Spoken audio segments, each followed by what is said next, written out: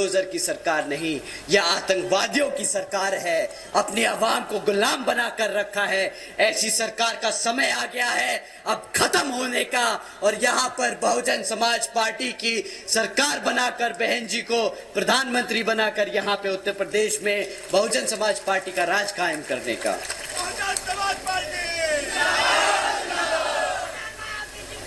साथियों,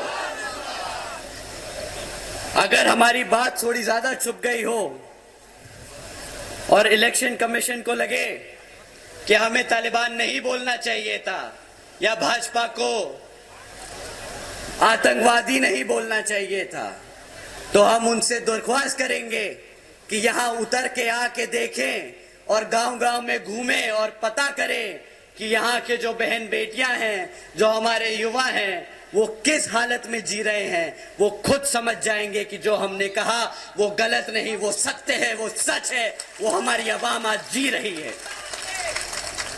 साथियों, रोजगार पर एक और टिप्पणी करी थी आदरणीय प्रधानमंत्री जी ने। उन्होंने कहा था कि भाई सरकारी नौकरियां नहीं है तो क्या हुआ, सरकारी नौकरियां नहीं है तो क्या हुआ, भाई पकोड़े तो तल रहा है ना, वो भी तो रोजगार है। अब आप ही बताइए, इतनी पढ़ाई लिखाई कराकर अपने बच्चे को आप पकोड़ा तलवाएंगे क्या? बहुजन समाज पढ़ा लिखा समाज है, वो पकोड़े तलने के लिए नहीं पैदा हुआ है।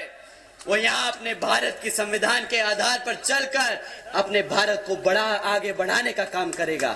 बहुजन समाज पहला समाज। साथियों, भारत की जनता ने इन्हें वोट डाला है, कोई विश्वास करके ही वोट डाला होगा। तो जो विश्वासघात करे उसे क्या कहते हैं? गद्दार कहते हैं, गद्दार। ये पार्टी गद्दार है, ये आपकी गुनहगार है। साथियों, इनका समय पूरा हो गया है।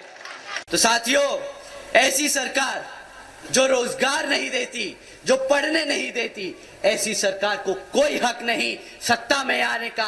ऐसी सरकार को कोई हक नहीं आपके बीच में आने का। ऐसे लोग अगर आपके बीच में आए तो जूता निकाल के रेडी कर लीजिएगा कि वोट की जगह जूता मारने का समय आ गया है इनको।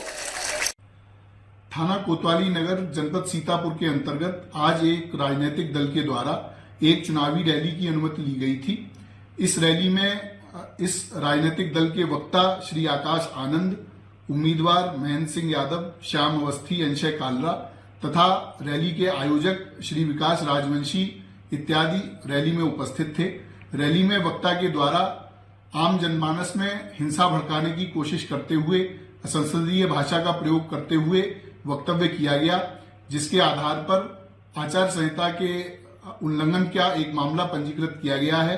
इसमें धारा 171C, 153B, 188, 505(2) तथा आरपी एक्ट की धारा 125 के अंतर्गत अभियोग पंजीकृत किया गया है। अग्रिम वैधानिक कार्रवाई की जा रही है।